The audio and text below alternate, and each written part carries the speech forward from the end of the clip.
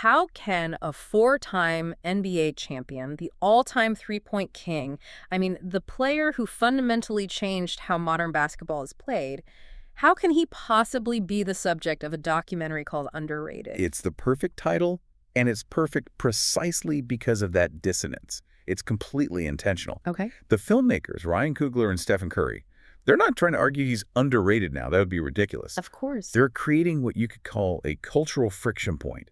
It forces you to just pause, look back and ask, wait a second, who missed this?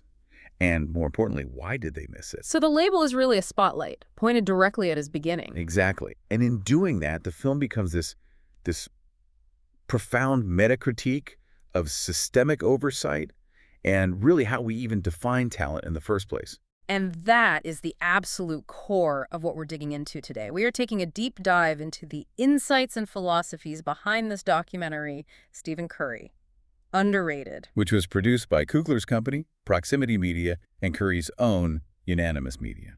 And for this, we've collected notes and interviews from the whole creative team Coogler, the director Peter Nix, co-founder Eric Payton, and of course from Curry himself. We're going to be dissecting the narrative choices, the thematic core, and maybe most importantly, the practical knowledge they embed in this story.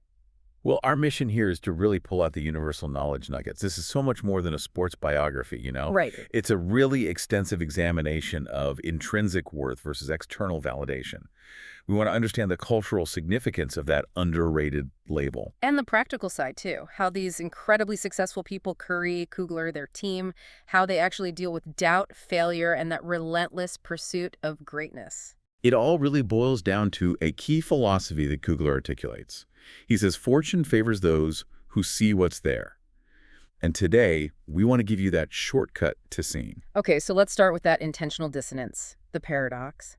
When you put the label underrated on a global icon late in his career, you're forcing this re-examination of how we measure talent. Yep. But I have to ask the skeptical question right up front. For the listener thinking, isn't labeling a modern billionaire athlete underrated in a film funded by that same athlete? Isn't that just a little self-congratulatory? Just a PR move, maybe? Exactly. Like, how does the film get over that hurdle? How does it earn its authenticity? That's a fair and I think a really important question. The film overcomes it by grounding the label in undeniable, documented historical facts. This isn't some manufactured underdog story. It's not a feeling he had. No. It's historical revisionism backed by documentation. The reason the film succeeds is because it presents underrated not as an opinion, but as a fact based on a very real institutional failure. Okay, so let's get into the specifics of that institutional oversight. What were the concrete physical critiques that made his underdog status so real? The skepticism was absolutely real. And it was almost entirely based on his physical predisposition. He just didn't look the part. He didn't fit the mold. Not at all. The film and all our sources confirm that he faced these constant detractors about his size, his durability. He's listed at 6'2", which is, pretty undersized for a shooting guard in the NBA. And then there's that early draft report. It's just comical to read now. Oh, it's amazing. It detailed all these so-called deficiencies. It said he was, and I'm quoting here, too skinny for the NBA shooting guard position. And then it delivered the ultimate dismissal. The line that really sticks with you. Do not rely on him to run your team. That one is just... it's brutal. It's not just about his jump shot. It's an attack on his capacity for leadership, for systemic management. Exactly. He was told no a lot. And these weren't subtle no's. It's hard for people to really grasp that now, given his stature. But that rejection narrative is his entire origin story. He was only recruited by one college. One. Davidson College. Think about that. If he had been a five-star recruit going to Duke or UNC, this whole underrated title would just ring false. It wouldn't work. But because of that documented early skepticism... the title becomes an indictment. It's an indictment of the entire scouting industrial complex. So the authenticity comes from the fact that the establishment genuinely, provably got it wrong. It's not just that he felt slighted. Right.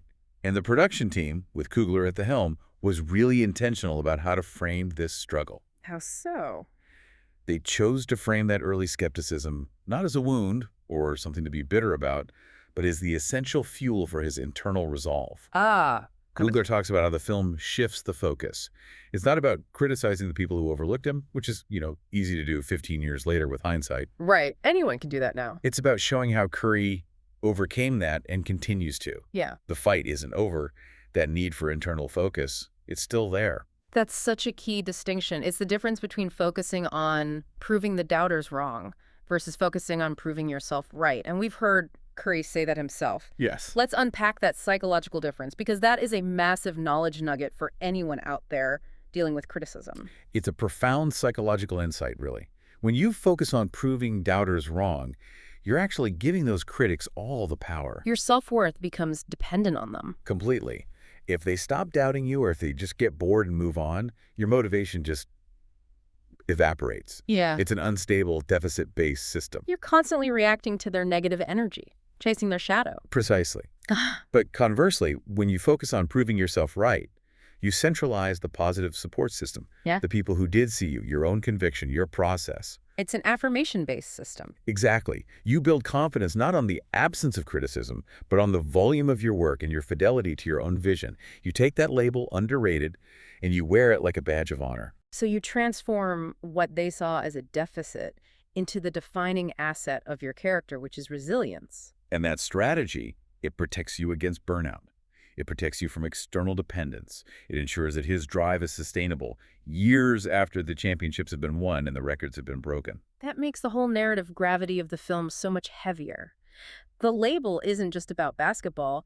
It's a universal framework for navigating a world that so often measures you by what you lack, not by what you possess. And for that framework to work, the film needed a location where that unique character could flourish. And that location, the Crucible, is Davidson College. The film absolutely anchors itself there. It treats this small liberal arts school as the nexus of both obscurity and, this massive untapped potential. The director, Peter Nix, described it so well. He said the school was a small, unknown college outside Charlotte, North Carolina, that was much like himself, unknown and not seen on the level of some of the top colleges in America. And that obscurity was key, wasn't it? It was essential. Oh, absolutely. Had Curry gone to a traditional basketball powerhouse, a Kentucky, a Duke, the pressure of that program, the need to conform to their established systems, They would have tried to change him. it would have likely stifled his revolutionary style. Davidson gave him the space to experiment, to fail, to take risks, and to cultivate that unique system-defying playing style that involved, pulling up from 40 feet before anyone else thought that was a good idea. So it became this symbol of untapped value, something completely ignored by the prestige economy. Which leads us directly to the most impactful figure in the entire film, Coach Bob McKillop. Curry himself says it unequivocally. There is no me on this level without Coach McKillop. McKillop is the quintessential mentor figure in this story. The film focuses so intently on what he saw that the rest of the college basketball world just completely missed. And it wasn't the physical tools. No, not at all. It was the psychological and the emotional makeup. Yeah. McKillop saw this rare and incredibly powerful blend of humility blended with confidence. That's a fascinating combination, especially in the world of elite sports. What does that actually look like in practice? Well, McKillop contrasted it with what he called the look at me world that dominates everything now: politics, business, sports. For Curry, humility means being able to defer to teammates, recognizing that his individual talent exists within a system of support. But the confidence part is just as important. Absolutely. Confidence means that absolute self-belief required to take the biggest shot on the court when the game is on the line. McKillop saw that Curry was humble enough to learn, but confident enough to lead. That balance is the key. And McKillop affirmed that belief in a young Curry who was, at that point, still wrestling with all those doubts about his size, about his ability to run a team. He solidified it with this bold, almost paternal statement. It's a core knowledge nugget for anyone in a leadership position. Yeah. He told Curry he didn't need him to be anything other than yourself to be successful at that level. Just be yourself. It sounds so simple. Deceptively simple. But think about the context. Here's a coach giving a kid who is just called too skinny and unreliable the freedom to just drop all pretense and embody his most authentic self. That's huge. That affirmation built Curry up.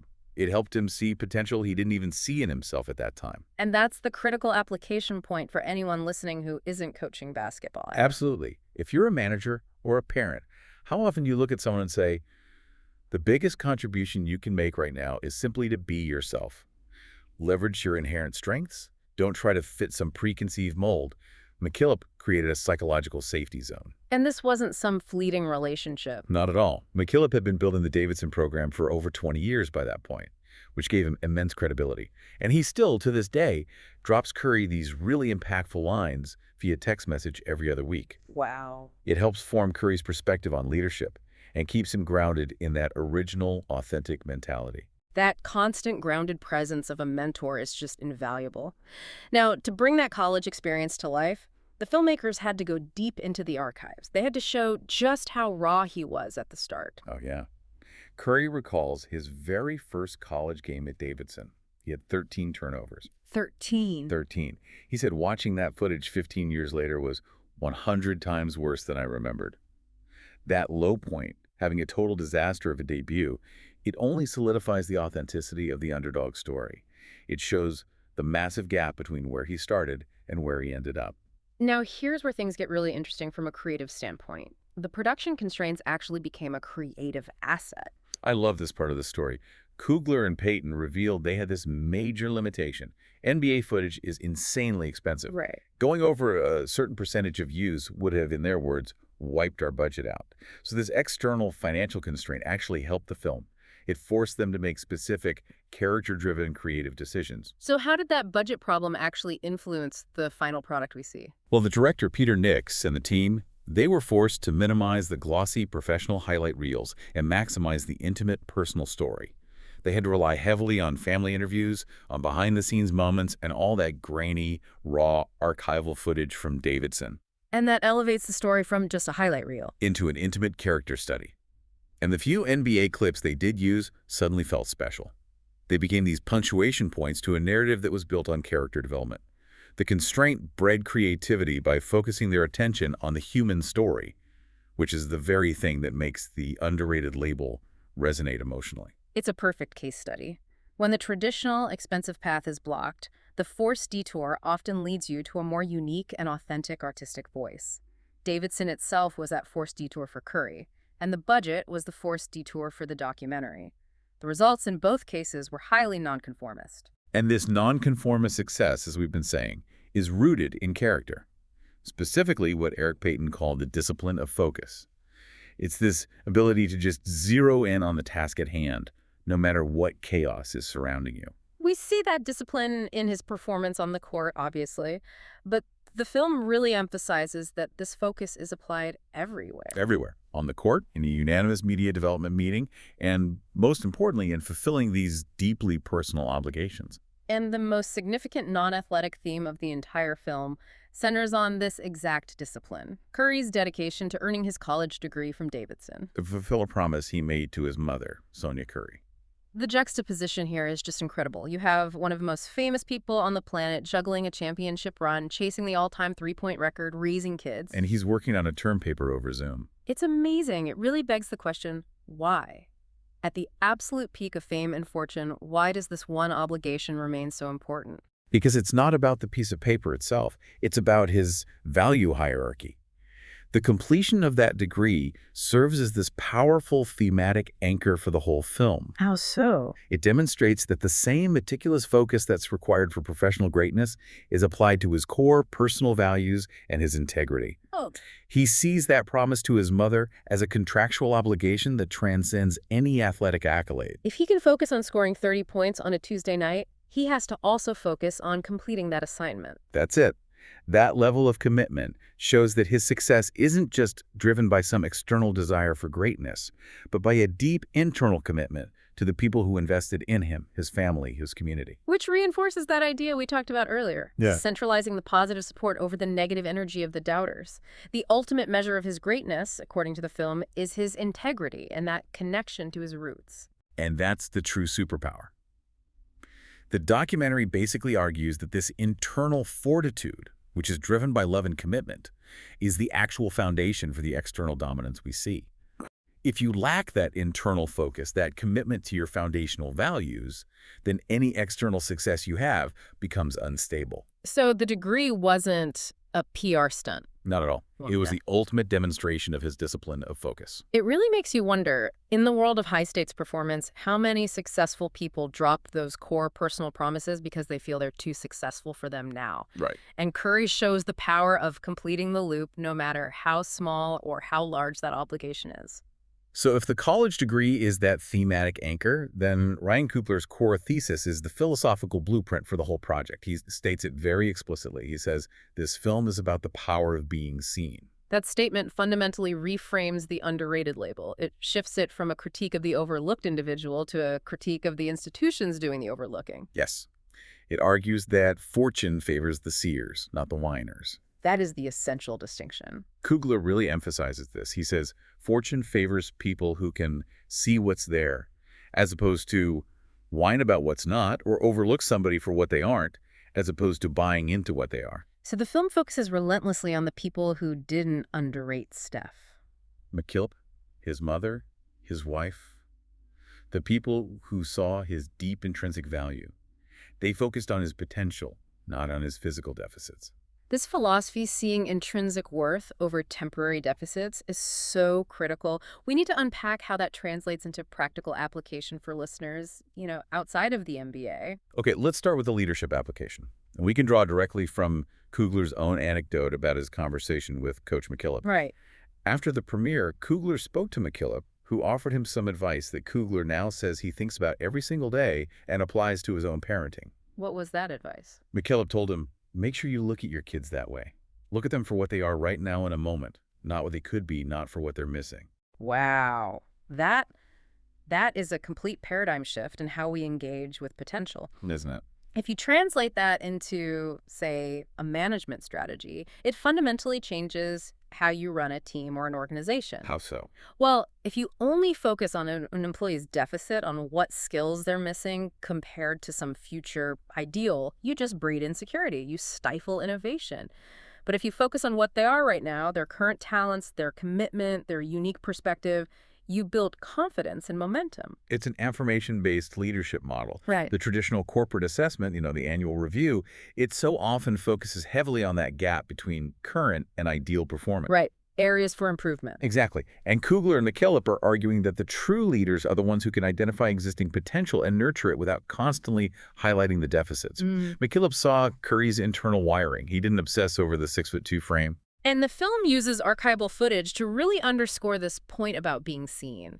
It shows that other people who were capable of recognizing greatness, they saw his potential early, even when the institutional scouts didn't. Yes, the film includes these moments that serve as visual proof of this philosophy. You see LeBron James, already an established superstar, attending one of Curry's March Madness games back in 2008. And Kevin Durant. You see Kevin Durant, one of his fiercest competitors, approaching him after he broke the three-point record.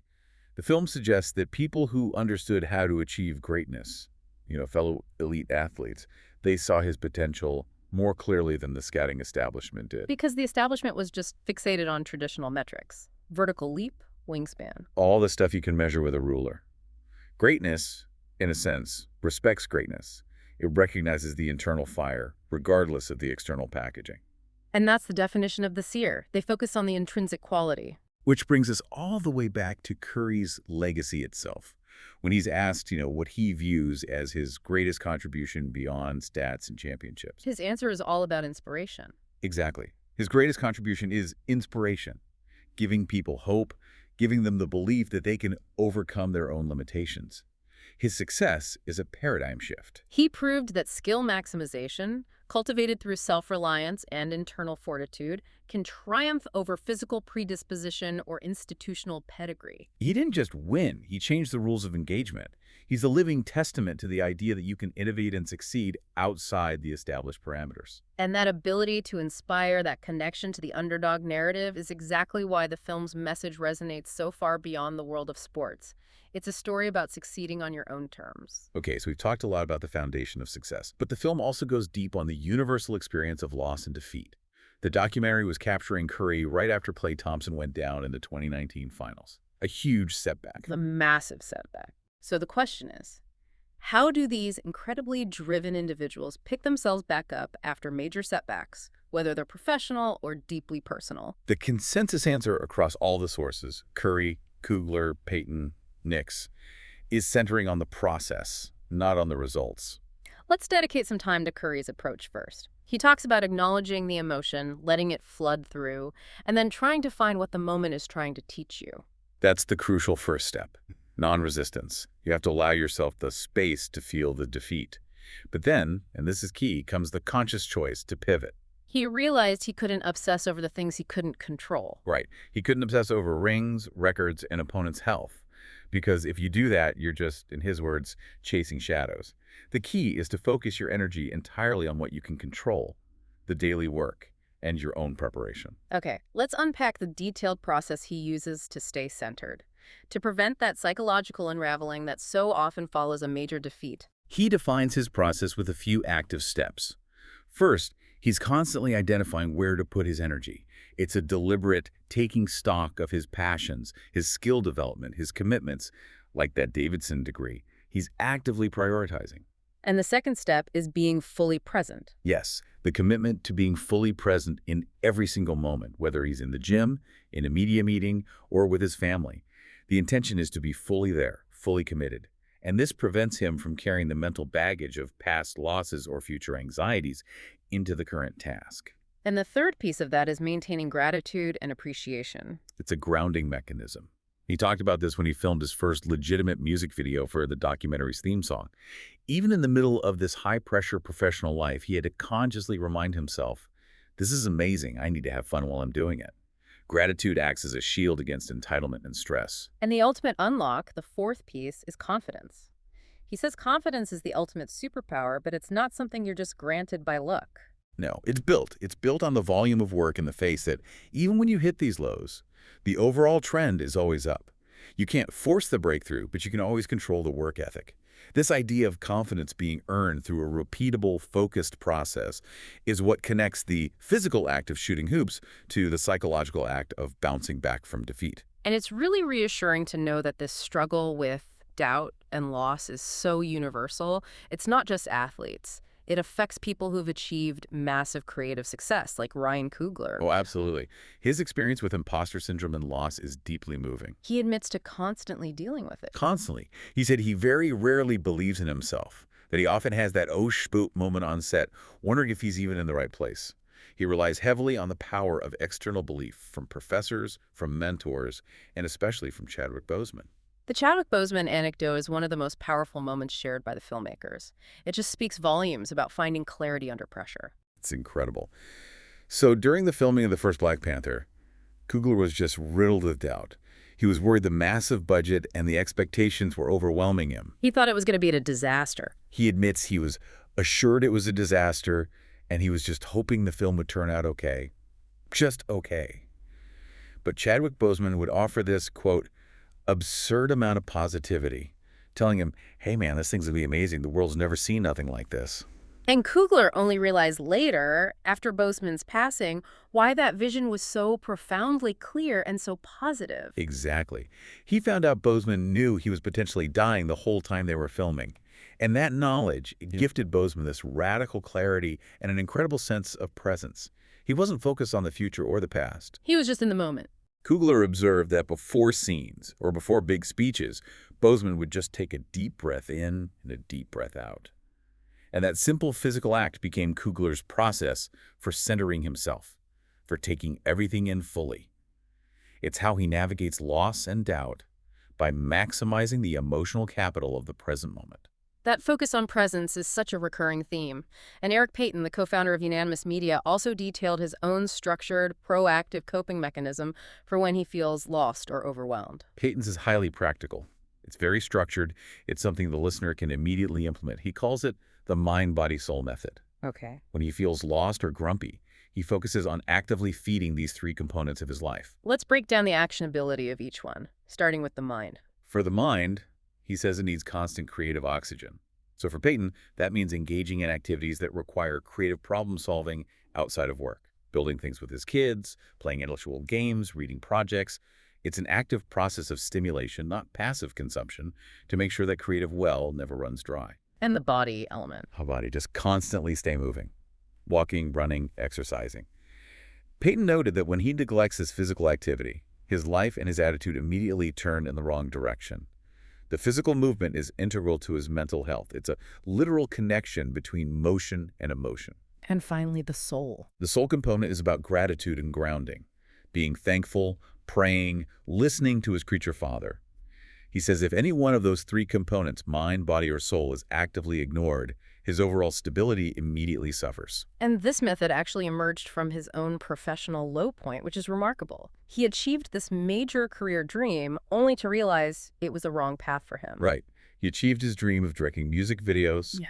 He directed most of the videos on Snoop Dogg's Malice in Wonderland album, including the big hit I Want to Rock. Wow. And he got that job after Snoop gave him a shot when he was pitching against his own professional idols.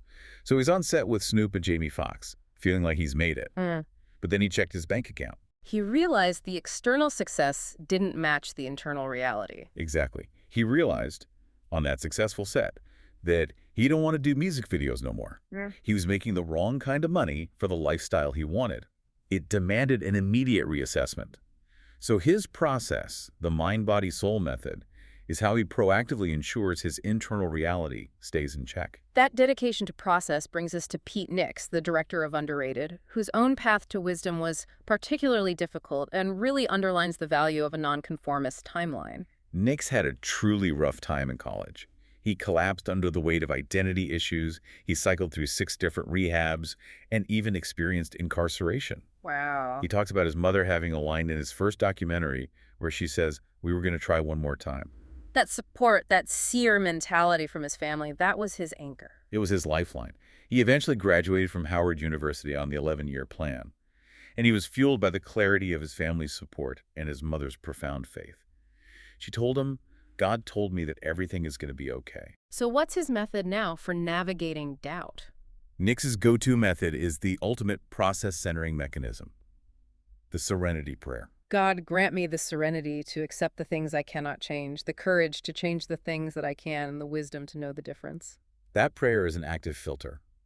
It's about seeking the wisdom that comes from difficult situations, filtering out the uncontrollable factors, and empowering yourself to focus only on the controllable elements, the change you can actually make.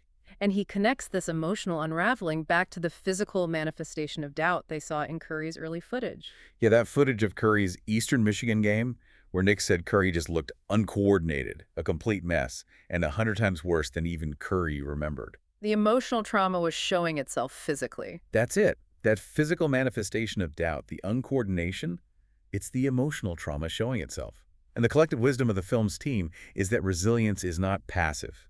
It's an active process of centering, filtering, and awareness.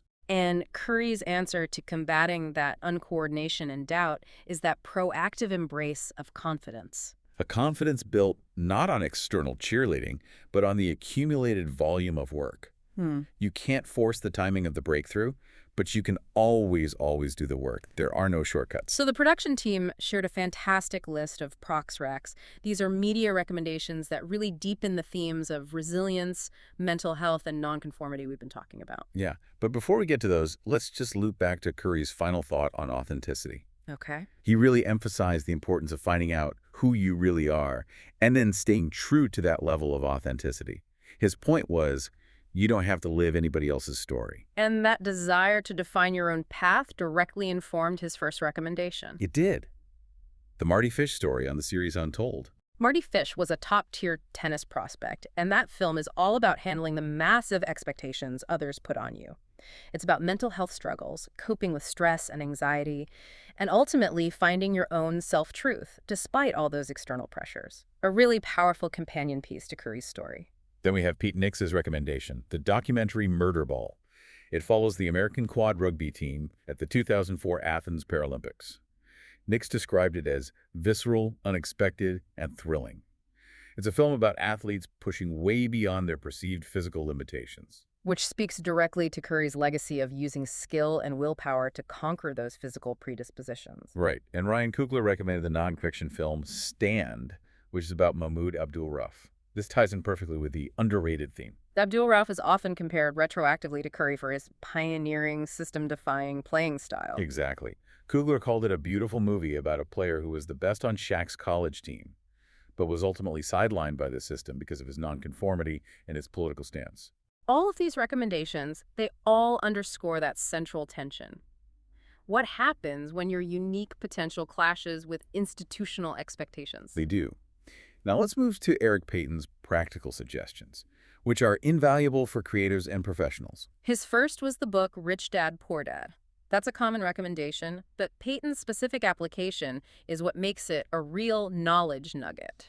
It helped him fundamentally understand the difference between assets and liabilities, and that knowledge was crucial for him to stop spending haphazardly and start investing in himself. But his investment wasn't buying stocks. No, it was buying the tools of his trade cameras, lighting kits, Final Cut updates. He was turning his profession into an asset-based career. And that's such actionable advice for any young creative listening.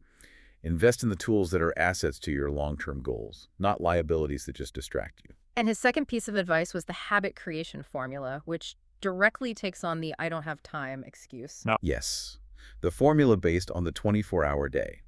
8 hours for work, 8 for sleep, which leaves 8 hours to focus intensely on your personal goals and dreams.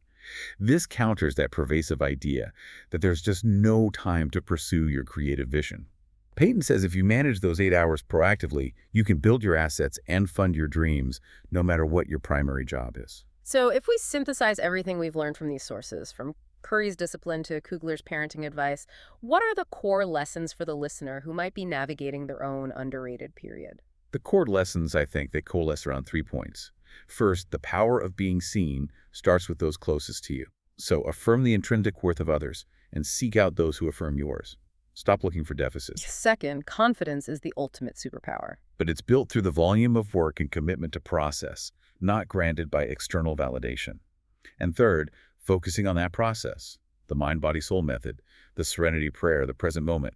That is the secret sauce for navigating life's inevitable losses without letting them destroy your foundation. We've really seen that the story of Stephen Curry isn't just about basketball.